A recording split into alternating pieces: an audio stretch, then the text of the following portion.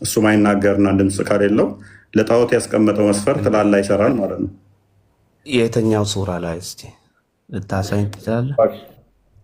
ሱራ ስንት መሰለ? አንድ ሸክል አድርግልህ።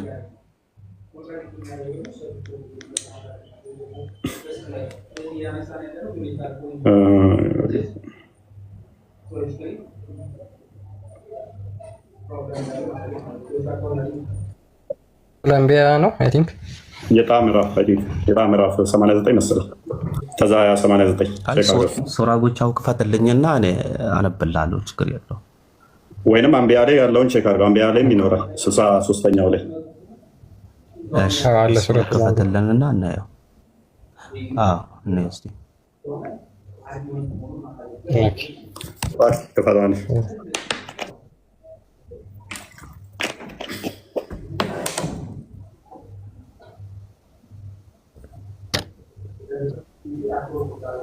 እዚህ ኮመንት ስር ኦሮመኛ ያሉ ነው። የምትችሉት ከሆነ እሱ ይቀለኛል። እኔ ደግሞ ትንሽ ይከብደኛል። እንግባባለን በዚሁ።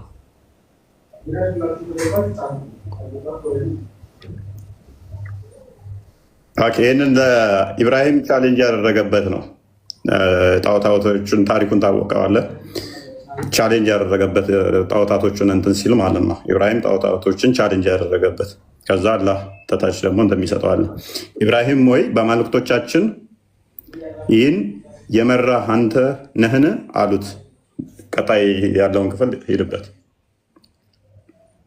አይታየኝም ለእኔ ብዙ አይደለም። የታላቃቸው ሰራው እሱን ትንሽ እስቲ አሳድገውና አሁን ይታያል። ቃለ በል ፈዐለሁ ከቢሩሁም ሀዛ ፈስአሉሁም ኢን ካኑ የንጢቁን። ታዲያ ይሄ ከአላህ ጋር ይገናኛል? ጣዖታቶቹን ነው ቻሌንጅ ያደረገው አይደለ? አይደለም። እንዲህ ነው እኮ ያለው። ቃለ በል ፈዐለሁ ከቢሩሁም። ይሄ ምን ይላል በአማርኛ? አይደለም ይህ ታላቃቸው ሰሪው ነው። ሰሪው ይናገሩም እንደሆነ ጠይቋቸው አለ። ታዲያ ይሄ እኮ አይገናኝም እንትና። ስለዚህ ጣዖቶቹ አይናገሩም እያለ ነው አይደለ? አይደለም ጠይቁን እኮ ያለው። ጣዖቱን መጠየቅ ይችላሉ። ድንጋይ ነው አይደለ? ድንጋዩን ጣዖታትን ነው የሰባበረው አይደለ? አይ አንተ ያልከኝ የአላህን ቃል እንትን አሳያለሁ ብለህ ነበረኝ፣ ግን እዚህ ላይ ምንም እንትን የሚሆን ነገር የለም። ጣዖታቶቹን ነው የሰባበረው አይደለ ኢብራሂም? አዎ አይደለም ይህ ታላቃቸው ሰራው ያን ታላቃቸው እንዲህ ማነው? ታላቃቸው ጠይቃቸው። ሐምዛ ታላቃቸው ነው ጣዖቱ ነው አይደለ? ኦኬ ጣዖቱ ታላቁ ሰራው የሰባበረባቸው ማለት ነው። ስብርብር አድርጓቸው ማንሰበረው ሲሉ ታላቁ ነው የሚለውን ነው ኢብራሂም ቻሌንጅ ያደረጋቸው። ከዛ ወደ እነሱ እንዳይመጣ ከቃል ጋር ጠይቁ አለ እንጂ ከቃል ጋር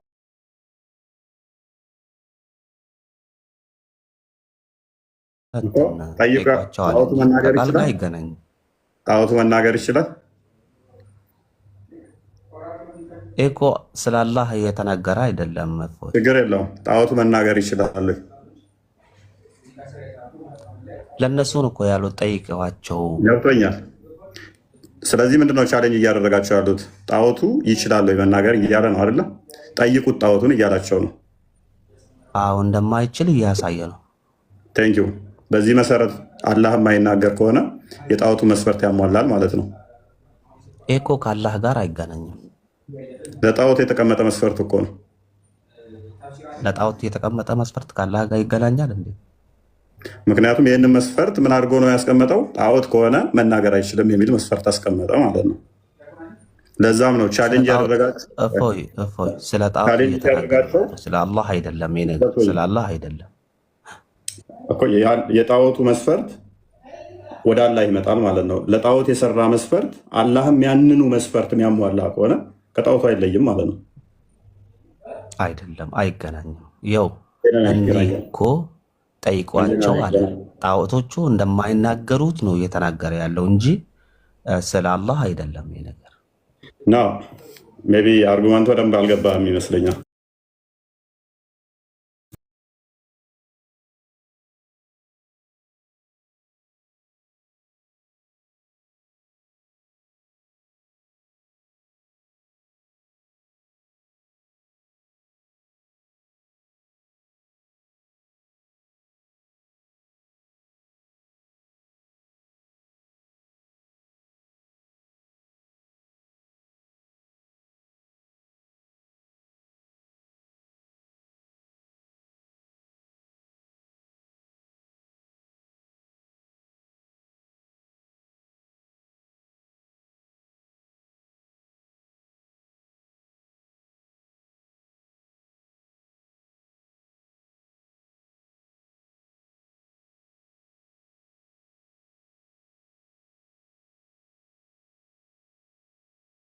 ሰጠንም ኮንቴክስቱ ለምሳሌ አሁን እናንተ እንናገራለን አይደለ?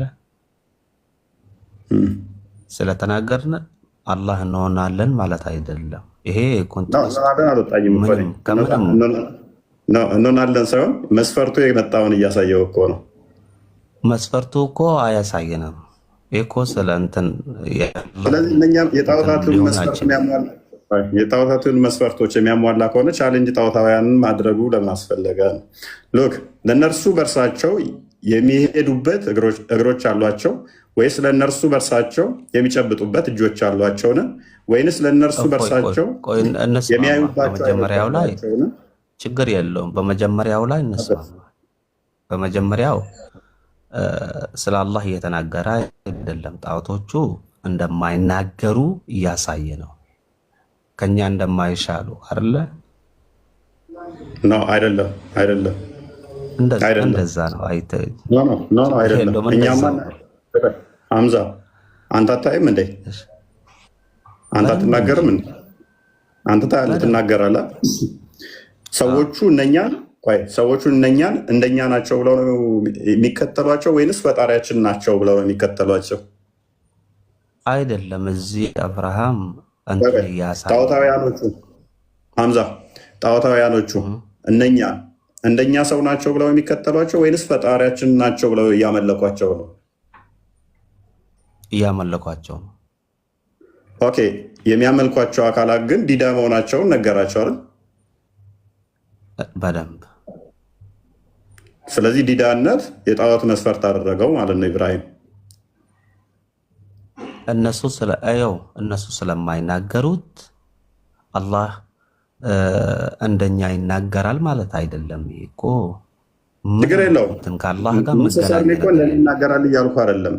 ይናገራል አይናገርም እሱን አፌር ማድረግ ነው እያልኩ ያለሁት። አንተ ያልክ ያለው እኮ ገብቶኛል፣ በደንብ ገብቶኛል። ግን ይሄ ከአላህ ጋር አይገናኝም ማለት ፈልጌ ነው። እሺ፣ ከተግባባን ቃል አለው አይደል? አለው። ኦኬ፣ ቃል ካለው ቃሉ ምንድን ነው?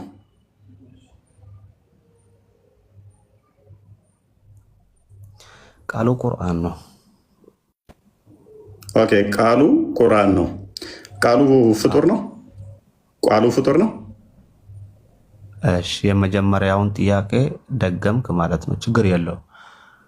ቃሉ ያልከኝ ፍጡር ነው ወይስ የደገምኩት እንትን ነው? ልመልስ ዘግያት ስላለብኝ ነው። ተደርቦ ነው። ቅድም የሆነ ምሳሌ ሰጥቼ ነበረ። ቃሉ ለምሳሌ አሁን አንተ ስትናገር ቃል አለ። ስለዚህ ለምሳሌ ትሰጣለህ። ቅድም እኮ ስለምናገር አላ እንደዛ ነው ማለት አይደለም ብለኸኛል። መልስ። አሁን ደግሞ ምሳሌ እየሰጠ ነው። ቴክኖሎጂውን ጠብቀሽ ቃሉ ምንድን ጥያቄ ሚዩት አድርግ፣ ጣልቃ አትግባ።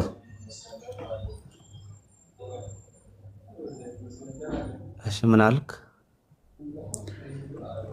ምሳሌ ከሰጠን ምሳሌ እንድሰጥ ትፈቅድልኛለህ ማለት ነው። ቅድምም ብለኛል እኛ ስለምንናገር ወይም እንደዚህ ቀጥታ ለእሱ ብቻ የተነገረን ብቻ እንጠቀም ስላልክ፣ ስለዚህ ቴክኖሎጂውን እንጠብቅና እሱ ላይ ብቻ ፈጣሪና ፍጡር አይመሳሰልም አይደለ? ምሳሌ መሰጥም ማለት ነው። ስለዚህ ቃል አለው። ቃሉ ደግሞ ፍጡር ነው ፍጡር አይደለም? ኢዚ ጥያቄ ማለት ነው። የአላህ ቃል ፍጡር አይደለም። ቴንክ ዩ። ኦኬ ፍጡር አይደለም። ቁርአን ያላ ቃል ነው ብለኛል። አዎ። ስለዚህ ቁርአን ፍጡር አይደለም ማለት ነው። እሺ አሁን ጥሩ ጥያቄ ጠየቀኝ። ማብራሪያ ይፈልጋል ብላ ያነበብ እሺ ለመልሰላ ማብራሪያ ይፈልጋል አይመስለኝም። ምክንያቱም ቁርአን ያላ ቃል ነው አልከኝ። አይ ማማን ቁርአን ያላ ቃል ነው አልከኝ። እኮ ሰው ልጅ ስለ ያው እፎይ ጠየቀኝ አይደለ? ምን መሰለህ ማብራሪያ የሚፈልገው ብቻ እሺ ትሄዳለህ። እሺ ግን ፐርሚሳችን ጨርሰውና ስትጨርሰው እኔ እናገራለሁ። ችግር የለውም። እሺ ትቀጥላለህ። ቁርአን ያላ ቃል ነው አልከኝ። ያላ ቃል አለው ከተስማማን በኋላ ቁርአን ያላ ቃል ነው አልከኝ። ያላ ቃል ፍጡር ነው ወይ ብዬ ፍጡር አይደለም አልከኝ። ጨረስን እኮ። ያላ ቃል ፍጡር ካልሆነ ቁርአን ደግሞ ያላ ቃል ከሆነ ስለዚህ ቁርአን ፍጡር አይደለም። ቀጥል። እሺ እስኪ ጨርስ ድረስ ጠብቀኝ። እንተረብት አታደርገኝ። ያው ለምሳሌ አሁን እኔ ስናገር ድምፄ ደግሞ ለሰው እንዲገባ በጽሁፍ መልእክት ለማድረግ ማለት ነው ጽፌልህ ብልክልህ ያንን መልእክት እንዲገባ ያንን ጽፈት ያንን ፊደላት ታነበዋለህ። ያንን ፊደላት የተጻፈው በሰው እጅ የተጻፈ ነው። ፊደል ተጠቅመን ጽፈን ወደ አንተ ስንልክ ያ የተጻፈው ነገር ፊደላቶች ስላሉ ፍጡር ይባላሉ። ግን መልእክቱ ፍጡር አይባልም። መልእክቱ ልትዳሰስም አትችልም። ስለዚህ የአላህ ቃል መሆኑ መልእክቱ ነው እንጂ የተጻፈው በኢራንያን ፊደላቶች ተጠቅመን የምንጽፋቸው ስለሆኑ እሱ የተፈጠረ ነገር ነው። ግን መልእክቱ የተፈጠረ ነገር አይደለም። ከአፋችን የወጣ ነገር ድምፅ ስላለ ድምፁን አነበን እንዲህ ስለሚያደርግ የፊደላቶች ፍጡር ይባላሉ። ግን መልእክቱ ፍጡር አይባልም። እኔ አሁን አንድ መልእክት ብልክልህ እንደዛ ብዬ እንትን ምሳሌ ላደርግልህ እችላለሁ። ሀሳቤ ገብቷል መሰለኝ። ገብቶኛል። ስለዚህ መልእክቱ ፍጡር ነው፣ ፊደሉም ፍጡር ነው ለማምጣም ነው። መልእክቱ ፍጡር አላልኩም። መልእክቱ አላልኩም። እኔም እኮ ሶሪ፣ እንደዛ መልእክቱ ፍጡር አይደለም ብለህ ነው የምታምነው። ፊደሉ አረብኛው ፊደልም ፍጡር ነው ብለህ ነው የምታምነው። አዎ በደምብ። ስለዚህ ሪሳይቴሽኑም ፍጡር ነው። ሪሳይቴሽኑ በድምፅ እንትን ሪሳይት ስለምናደርግ ፍጡር መሆኑ ያው ማንም ሰው ያውቃል። ግን መልእክቱ መዳሰስም አይቻልም። ማንም ሰው ያውቃል አልካ? እርግጠኛ ነህ? ምኑ ሀምበሊ ቢሰማህ ያስገድሉሃል። እኔ ስለ ሀምበሊ አያገባኝ። እሱ እንደኔ ሰው ነው። እሱ ሀምበሊ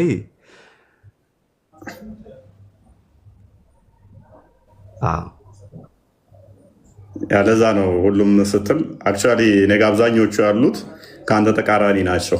የሚሆኑትም እንደዛ ነው። እንለያያለን። እኔ ሀምበሊ አንድ እንደ አስተማሪ እንትን እለዋለሁ፣ ግን እሱ የሚለውን ነገር እንደ የአላህ ቃል አድርጌ መውሰድ አልችልም።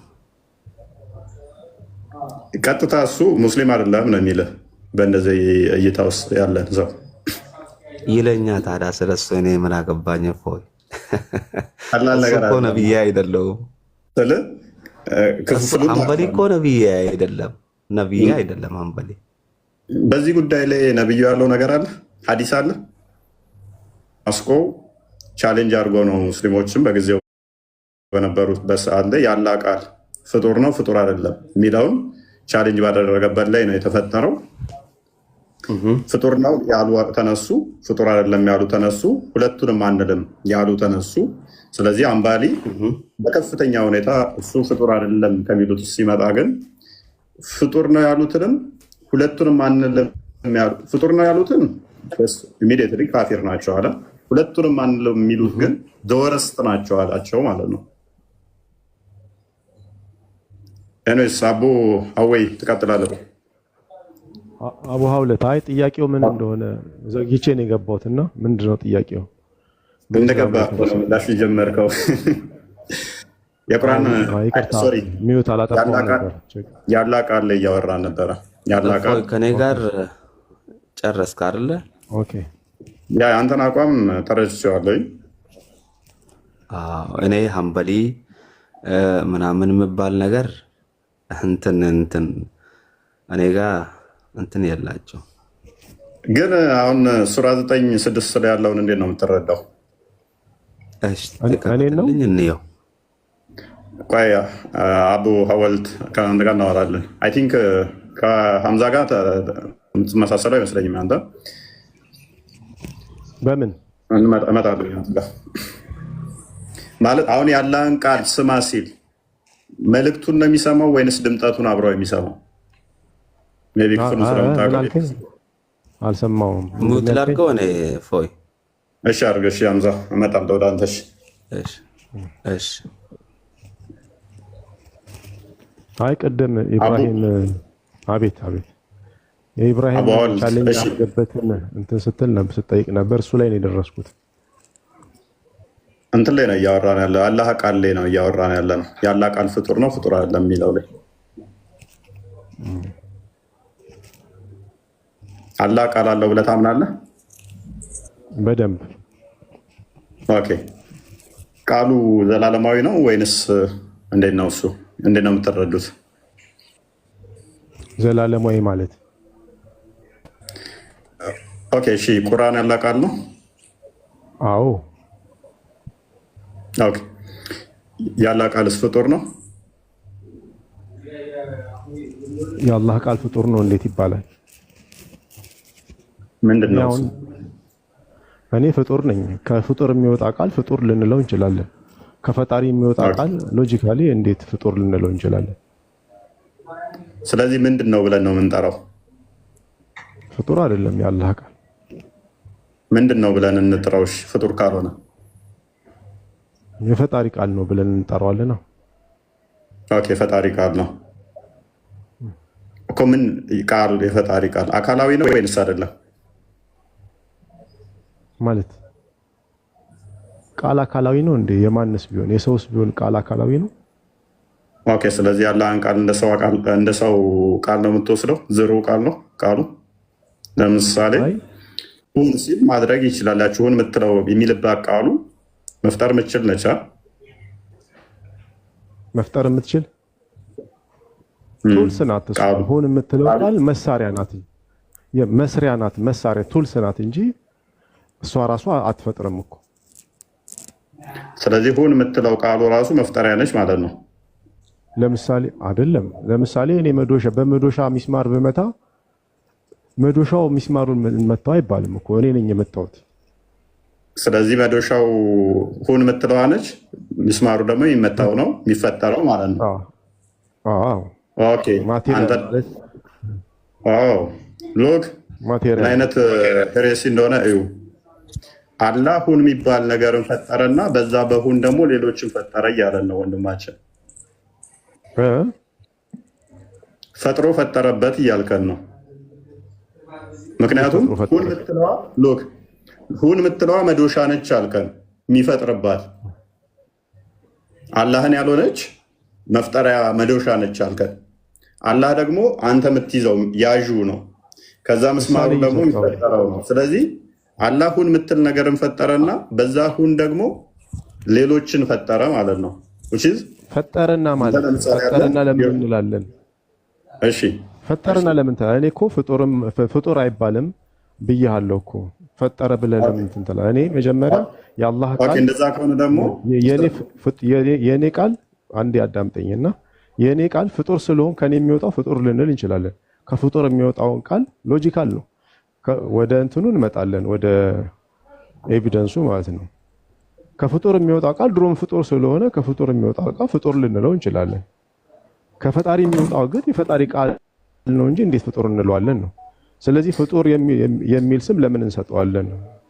ለምን ትሰጠዋለን? ኦኬ እሺ፣ መጀመሪያውኑ ፍጡርን አላልኩም እኮ እኔ። ያ የተጠቀምከው ኤግዛምፕል ግን ጤናማ አይደለም ኤግዛምፕሉ። ለዛ ነው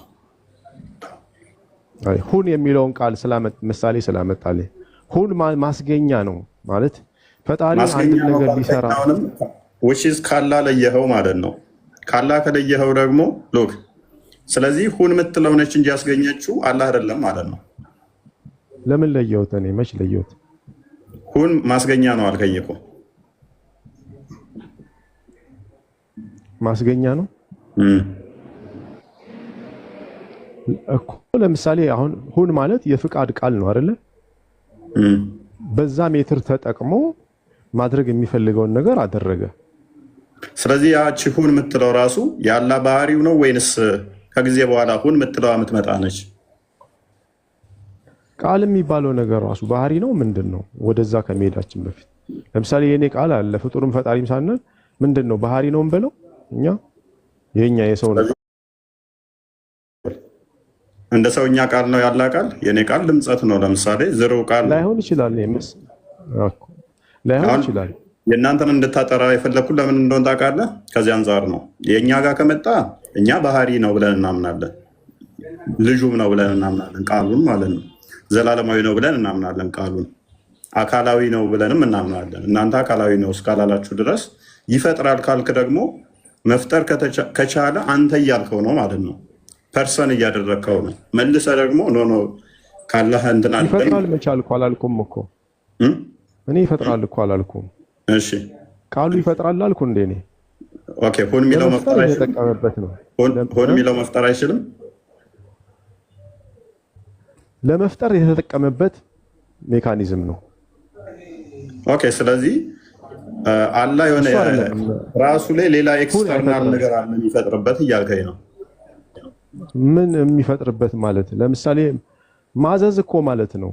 አሁን ለምሳሌ አንተ ታዛለህ፣ የምታዘው ነገር ሌላ ፐርሰን ነው ማለት እኮ አይደለም። ለማዘዣ የምትጠቀምበት ነገር ሌላ ፐርሰን ነው ማለት ነው። ሌላ ፎይ ነው ማለት እኮ አይደለም። ስለዚህ ቁርአን ትእዛዝ ነው ወይንስ ራሱ ቃሉ ነው ማለት? ቁርአን ምንድን ነው? እሺ ቁርአን ያላህ ቃል ነው እኮ። ትእዛዝ ነው ወይንስ ቃሉ? ትእዛዝም ክልከላም ብዙ ነገር ያሟላ ነው ከፈጣሪ። ለምሳሌ ኦኬ ስለዚህ በሁን የፈጠራቸው አለ፣ በትእዛዝ እንትን የተፈጠሩ አሉ እንበል። እሺ እንደዛ ነው ቁርአን? እንዴት ቁርአን እንደዛ ነው ወይንስ ቃሉ ነው? ቃሉ ነው ስትል ምን እያልክ ነው? በጣም ግልጽ እኮ ነው። እኔ አሁን ቃሌ ምንድን ነው? እስቲ በእኔ አስረዳኝ። ምክንያቱም ሌላ ምሳሌ ስለሌለን ነው። እኛ እዚህ ያንተ ቃል ዘሮ ቃል ነው ፍጡር ነው። ያንተ ቃል የኔ ፍጡር እሺ ላስረዳ። ያንተ ቃል ምንም ማድረግ ማይችል ዝሩ ነው። ከአንተ ከወጣ ምንም እንትን የለውም። ጅማሬ ያለው ነው። ስለዚህ ፍጡር ነው። ጅማሬ ያለው ስለሆነ ማለት ነው። እንደገና ደግሞ ዝረው ነው። አካላዊ አይደለም። አንተ እንዲህ ተብሎ ፐርሰን ተደርጎ ሊጠራ አይችልም ያንተ ቃል። ስለዚህ አላህም ቃል እንደዛ ነው።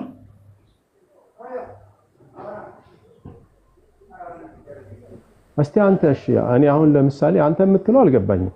ያልገባኝን ነገር እስቲ አንተ ቻሌንጅ አድርገኝ ንገረኝ። አንተ የአላህ ቃል ፍጡር ነው። እኔ ፍጡር አይደለም ብያለሁ አይደለ? ፍጡርን ፈጣሪ ማን ነው? ኦኬ እሺ፣ ፍጡር ካልሆነ ተስማማን። እሺ ፍጡር ነው አይደለም? ፍጡር ነው ተስማማን። ፍጡር አይደለም አልከኝ፣ ተስማማን። ስለዚህ የአላህ ቃል ፍጡር አይደለም አላልኩም። እኔ ፍጡርን ፈጣሪ ማንለውም ነው ያልኩህ። ኦልራይት አሁን ደግሞ ሶስተኛው ውስጥ ገባ ማለት ነው። ቅድም ፍጡር አይደለም ነበር ያልከኝ። አሁን ደግሞ ፍጡርም አይደለም ፈጣሪ ማንለው እንትኑ ምንድነው? ለምሳሌ እኔ አሁን ግቡ ምንድነው? አሁን ለምሳሌ የአላህ ቃል ፍጡር ነው ፍጡር አይደለም ብሎ ማንሳቱ ራሱ ግቡ ምንድነው? ከዛ ብንነሳ ጥሩ ነው። ለምሳሌ እኔ ከክርስቲያን ወገኖቼ ጋር ስከራከር መጽሐፍ ቅዱስ የእግዚአብሔር ቃል አይደለም ብዬ ስከራከር ሐሳቡን ነው እንጂ ራሱ ከፈጣሪ የመጣው ራዩ እስትንፋሱ ከሱ ይወጣ አይደለም። ኖ እንደዛ ያሰማ በሚል አይደለም እኮ ግቡ ምንድነው? ኢንቴንሽናችን እሺ ሜቢ አቡ ሐዋልት ያገኘህን አልመሰለኝም። ቃሉ ከየት መጣ ምናምን የሚለው ላይ አይደለም። ቃሉ ራሱ አካላዊ ነው ወይ ማለት ኢተርናል ነው ወይንስ ጅማሬ ያለው የሚለውን ነው እያየን ያለው ነው እንጂ ቃሉ ከማን የመጣው እንዴት ነው የመጣው የሚለው ላይ አይደለም። ዋና ኢንቴንሽናችን ገብቶኛል። እንትኑ ምንድነው ውይይቱ እዛ ላይ ነው የሚያጠነጥነው። እኔ ግን ውይይቱ ራሱ እሺ የተወሰነ ጠብቀን እሺ አይሻልም? እሺ የኢብራሂምን የተወሰነ ጠብቀንና እንመለሳለን። እሺ የኢብራሂምን ኤግዛምፕል ነው ያመጣነው፣ ችግር የለውም እንመለሳለን። እሺ ሺፋ ጥያቄን መልስልኝና እኔ ልውረድህ። ሰላም ነው፣ እንኳን ደህና መጣ።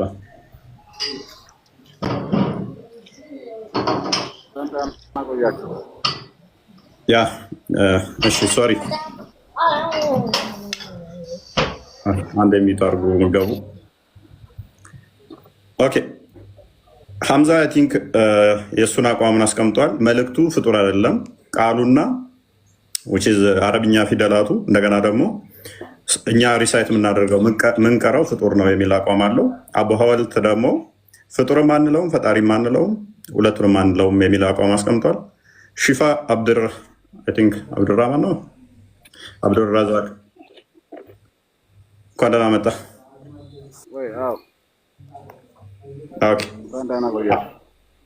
መልካም አላህ ቃል አለው ብለህ ታምናለህ? ያ ጥያቄውን ስለሰማው ተመሳሳይ ነው።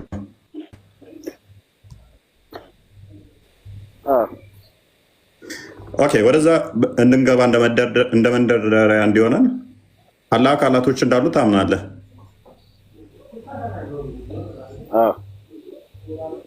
ማንን የማይመስሉ ብትልም የአካል ክፍሎች አሉት ብለህ ታጸድቃለህ?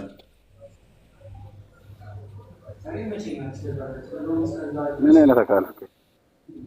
እጅ፣ እግር፣ ባት፣ ፊት ምናምን የሚባሉ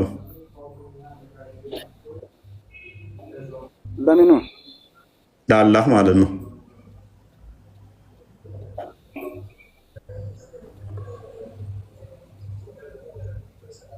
እሱ ወደዛ ነው ወይስ ቅድም እያወራችሁ ባላችሁት ሀሳብ ነው አለ? ያ እሱ ላይ ልመጣልህ ነው። እነኝን ታጸድቃለህ አታጸድቅም? ጥያቄውን አያይዤ እንድትጠይቅ ጸድቃለሁ፣ ግን እንደኛ አይደለም። መልካም። ስለዚህ ታጸድቃለህ እነኝን የምታጸድቅ ከሆነ ስለዚህ ቃል አለው አላህም ብለህ ታምናለህ? ቃል አለው። ኦኬ ቃሉ የሚወጣው ከምኑ ነው? ከእጁ ነው ወይንስ እነኛ አካላቶቹ የተገጣጠሙ ናቸው? የተገጣጠሙ ከሆኑ ዊችዝ እንደኔ ነው ማለት ነው። ሁለት እጅ ያለው፣ ሁለት አይን ያለው፣ ሁለት ጆሮ ያለው፣ ሁለት እግር ያለው፣ ሁለት ባቴ ያለው ከሆነ ቃሉ ደግሞ ከዛው የሚወጣ ከሆነ እንደኔ ነው ማለት ነው። አይደለም እንደዚህ የሚባል ማስረጃ ስለሌለ እግር አለኝ ብሏል አይደል?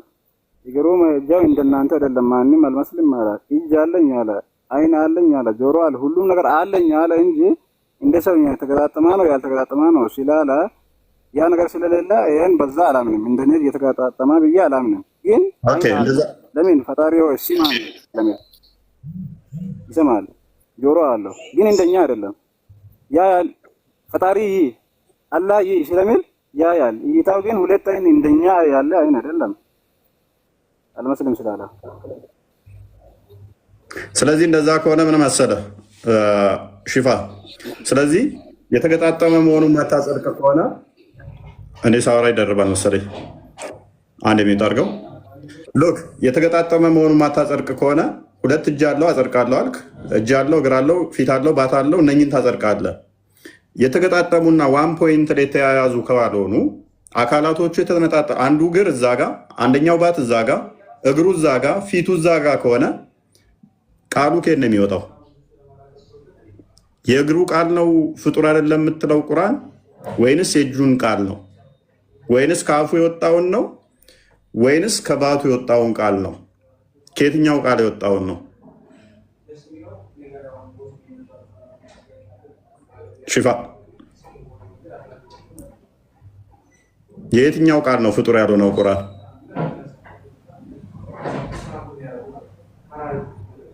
እኛን ስለማይመስል ነሰሰርሊ ከአፉ ብቻ ነው ድምፅ የሚወጣው የሚለው አሲዝም ማለት ነው። ከእጁም ሊወጣ ይችላል ድምፅ ቃሉ፣ ከጣቶቹም ሊሆን ይችላል ማለት ነው። ምክንያቱም እነኝን አካላት ስለሚያጸድቅ፣ እኛን ላለመምሰል ደግሞ ከአፉ መውጣት የለበትም ቃሉ፣ ወይም ከእግሩ መሆን አለበት ማለት ነው። ከግራ እግሩ ያለውን ነው ወይም ከቀኝ እግሩ የሚለው ይመጣል ማለት ነው።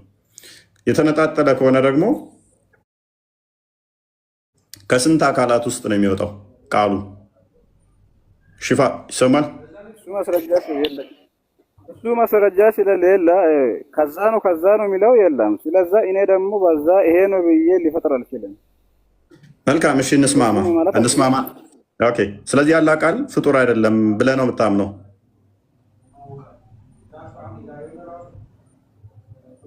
ያው ፍጡርም አልልም ፈጣሪም አልልም። ለምን ሁለት ሳይድ ፍጡርም አይደለም ፈጣሪ ምንድን ነው ብለህ የምታምነው ታዲያ? ፍጡርም ፈጣሪም ያልሆነ ምንድን ነው? መልእክት ነው። ፍጡር መልእክት ነው እኮ። መልእክቱ ምንድን ነው?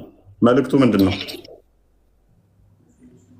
ይሄ ነው ሊል አልችልም። ለምን ስለሌላ ነው አልኩህ። ለምሳሌ ፈጣሪ ነው እንዳልል፣ ፈጣሪ አንድ ብቻ ነው። ፈጣሪ አንድ ነው። እሺ፣ ግን ቃሉ ወጣ ከሱ ወጣ አይደል? ያን ደግሞ የወጣኝ ይሄ ቃል ፍጡር ነው ስላላላ ፍጡርም አልለውም። ያላ ቃል ምንድን ነው? ሽፋ ያላ ቃሉ ራሱ ምንድን ነው? ያላ ቃሉ ራሱ ምንድን ነው? ትእዛዝ ነው፣ መልእክት ስለሆነ ኖ ቃሉ ራሱ ምንድን ነው? ያላ አሚን ቃል ነው። ቃሉ ራሱ ምንድን ነው? ቃሉ ቃል ነው፣ መልእክት ነው። ቃሉ ፍጡር ነው?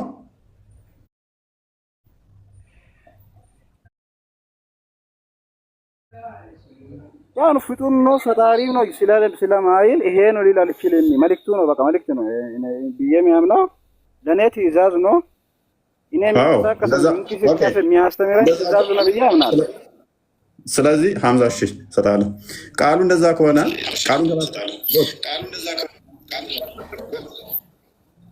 የማን ነው የሚደርበው? ቃሉ ፍጡርም አይደለም አልልም፣ ፈጣሪም ነው አልልም። ስለዚህ ከሁለት አንዱን እኮ መያዝ ግዴታ ነው። ስለዚህ ቃሉ ፍጡር አይደለም ካላልክ ምንድን ነው እሱ? ፈጣሪ አይደለም ካላልክ ደግሞ ፍጡር ነው ማለት ነው። ከሁለት አንዱ ነው የሚሆነው። ያላ ቃሉን ቃል አለው ብዬ አምናለሁ አልከኝ። እንደዚህ ለቻልኩት ምክንያት አለ። እሺ አለ። እሺ ቀጥልሽ። ሰማለሁ። የማንኛው እየደረበ ያስቸግረኝ? እኔ ጋ ነው እናንተ ጋ ነው የሆነ አንዳንድ የሚደርበው?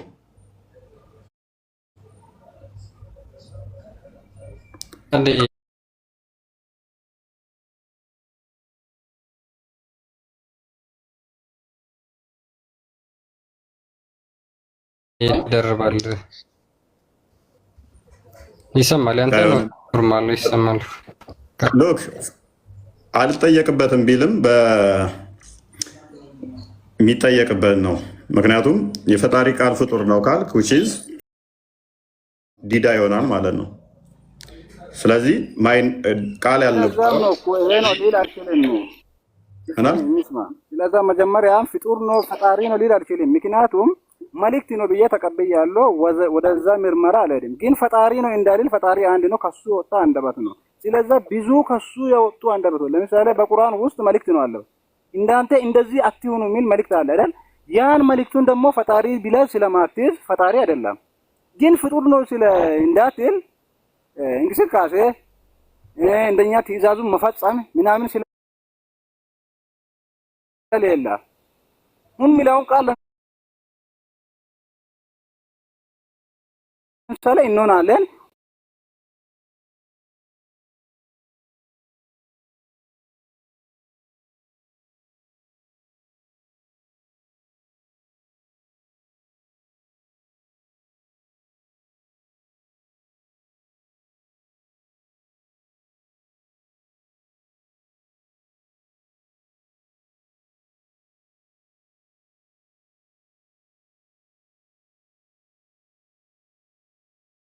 ቃል ሳለኝ የለም አይደለም። ግን ቃሉ ቃሌ ፍጡር ነው አላላም። ቃሌ ፍጡር ነው አላላም። ያልተጻፈው አይነበብም። አየህ ይቀ ሳትጠየቅ እንኳን ቁርአን ይልናገር ይቅርታ ሳያኔ ሰው ያወራታል ታይቷል። ቁርአን ነው ተከተላለ በአንድ ታርገ ሶሪ ረጅም ጊዜ ጠብቁ።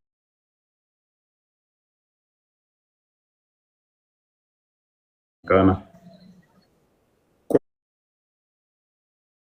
ቁርአን ፍጡር አይደለም እስካላሉ ድረስ ቁርአን ዝም ብሎ ያላ ቃል ነው ብቻ ቢሉ ራሱ እንዲናገሩ መገደድ አለባቸው ይላል። ስለዚህ ፍጡር አይደለም የሚለውን ካፋቸው ማውጣት አለባቸው፣ አለበለዚያ ክደዋል ነው የሚለው። ሌላኛው ምንድነው? ሐምዛ እንደሰማችሁት እጅ ያለው እግር ያለው ባት አለው ካልኩኝ ከፍር ያለው ካፊር ነው ነው which means እነኚህ ደግሞ ያምናሉ እንደዛ ብለው። ስለዚህ በሱ በሐምዛ አስተምሮ መሰረት እነኚህ ምንድናቸው? ካፊር ናቸው፣ እንዳለ ሙስሊም አይደሉም፣ ሙስሊሞች አይደሉም ማለት ነው። ልዩነታቸው በደንብ እያያችሁት ነው። ግን ይቅርታ ያረከኝ አንዴ እየጠበቅኩ ነው እኔ እኮ። ቆይ ጥቁር አዝሙድ ይቀድማችኋል። ጥቁር አዝሙድ ቀጥል። ይቅርታ እሺ እኔ ነገር ስለጀመርኩ ልጨርስና ልውጣ ውረድ። እሺ ቀጥል።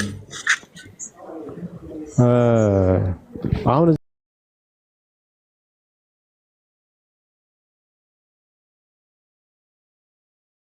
የስድስታችንም ይለያያል እንበል።